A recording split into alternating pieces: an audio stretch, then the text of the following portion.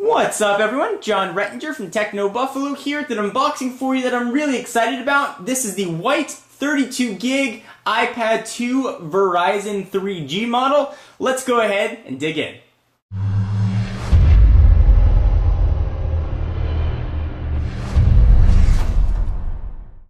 So I went white and Verizon. I figured my iPad 1 that I had was black, and on AT&T we'd go the exact opposite for comparison purposes. So here is the box. Of course, this is going to come in 16, 32, and 64 gigabyte varieties in all white and black, and available on AT&T or Verizon's 3G network. Picture of the white iPad on the front. Of course, if you get the black one, that picture will be black. Apple logos on the side, iPad, and some business here. If you do get a 3G version, you do not have to activate it in the store. We will bring back Senor Stabby, the obligatory big ol' knife, and we will cut the plastic here. Go ahead and slice that on open. Let's see if that's enough to peel back this plastic. You figure of all the unboxings, I would be a plastic cutting pro by now, but I'm not. So we've got plastic off. There is iPad 2. Go ahead and take off the box here. Just some cardboard on top. There is the iPad. It almost doesn't even look like there's anything in the box, just a screen, because the white frame matches the box. Go ahead and lift up that tab. On first blush, the iPad 2 definitely feels thin. Definitely doesn't feel all that much thinner though than the first gen, despite being about 33% thinner. Push it off to the side for just one moment. We'll see what else we're going to get in the box, although it's probably not going to be too surprising. Here we've got your Designed by Apple in California. The question I always get, are there Apple stickers? So we've got some little tips and tricks about it, and there are your two Apple stickers. So we'll go ahead and close that up. USB cable with Apple's 30-pin connector. It looks to be the same one that we saw with the last gen.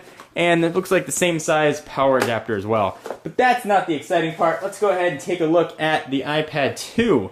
Alright, so now that we've got the iPad 2 out of the box, let's go ahead and take a look. It's going to be very familiar to anybody who's seen an iPad or really any Apple device recently. It's mostly all screen with the exception of that one home button right on the front. Of course, this one is in white. Let's do a real quick tour.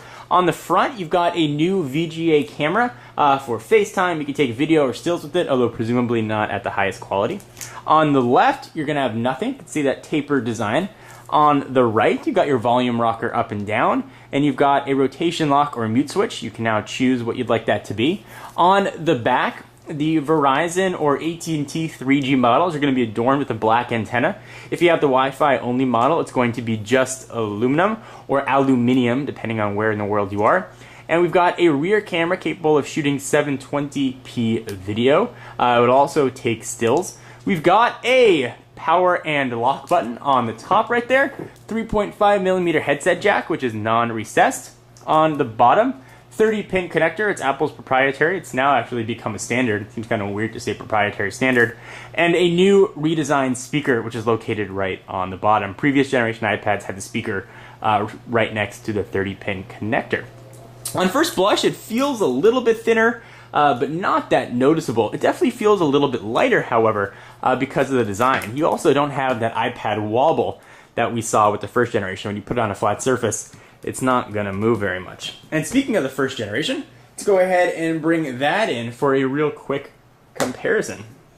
So here is Gen 1 iPad. You can see there's that little bit of wobble that I was talking about. Let's go ahead and stack these guys right on top of each other so you can see the 33% thinness difference, and to help you decide whether or not this is going to be the right iPad for you.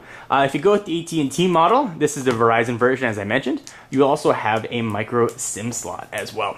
So here is the iPad 2. Also for demonstration purposes, and I'll show you this in upcoming videos, I have a smart cover. This is the red leather version, and it also has a microfiber cleaning cloth sort of embedded in it on the other side. I'll do a full demonstration of this as well and see if it's going to be worth your hard-earned money. For all your iPad 2 news, including comparisons versus the first generation iPad and even the Motorola Zoom, be sure to stay tuned to the channel and to Techno Buffalo. We'll be putting all these two head-to-head to see which one is best for you. And speaking of the Motorola Zoom, let's bring that in too for a real quick size comparison. We'll go ahead and stack them. You can see that there's definitely a difference there. iPad 2 is a little bit thinner, but the Zoom is definitely a little bit narrower.